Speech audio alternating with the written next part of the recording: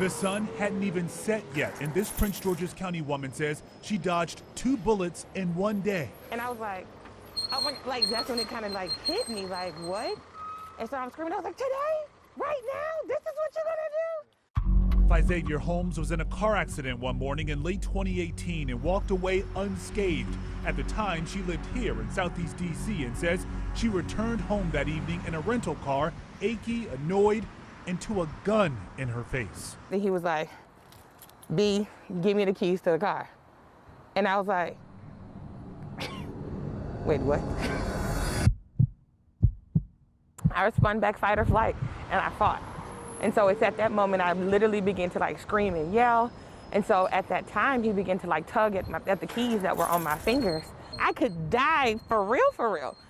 And I'm like in mass hysteria. Xavier says the suspect, who appeared to be a teen, ran off with one set of her keys and yelled, "He's coming back. He's not done." I lived in fear for quite some time. Now, with the latest increase in violent carjackings in the area, Xavier says it's only adding to her anxiety.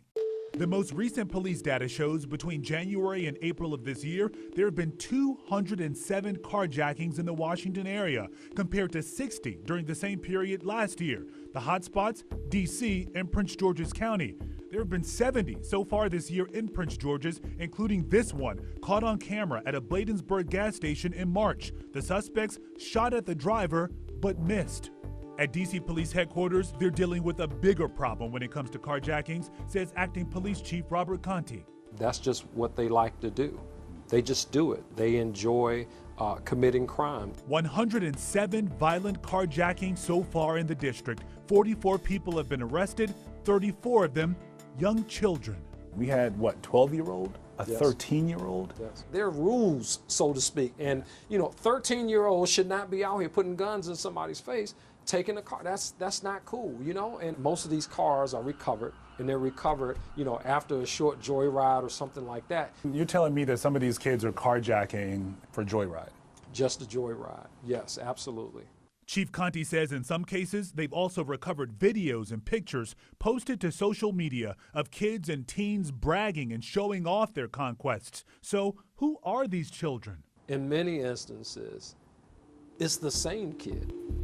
Investigators say many are traveling down the same life road. Some of the young suspects have cases open with Child and Family Services, indicating they've been reported missing from home, are consistently absent from school, or they're victims of abuse. D.C. has a task force in place to arrest these child carjackers, but Acting Chief Conti says clearly that's not enough. It is not solely a law enforcement issue.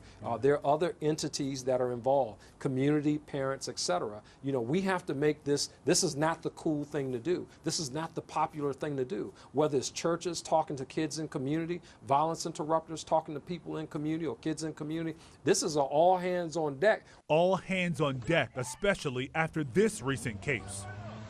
Oh my God. 2 D.C. girls, 13 and 15 years old, are charged as juveniles with felony murder. They're accused of killing an Uber Eats driver in a botched carjacking in Southeast last month. The 2 D.C. girls are back in court next week, trying to strike a plea deal with prosecutors. It's hard to watch people in community who are, innocent victims in this case be victimized by, some of the young people that we're trying to help. Some of the young people that we're trying to help through police reform issues. I'm still dealing with it, honestly speaking. As for Xavier, she's sharing her story because she wants people to understand the impact, even if it doesn't end in death. Xavier says she's still living with the trauma from the time she was almost carjacked. She eventually moved away to Prince George's County and spent months in therapy. I never thought that in front of my home, like the place that's supposed to be peace, safety, and refuge, I never thought that this would happen.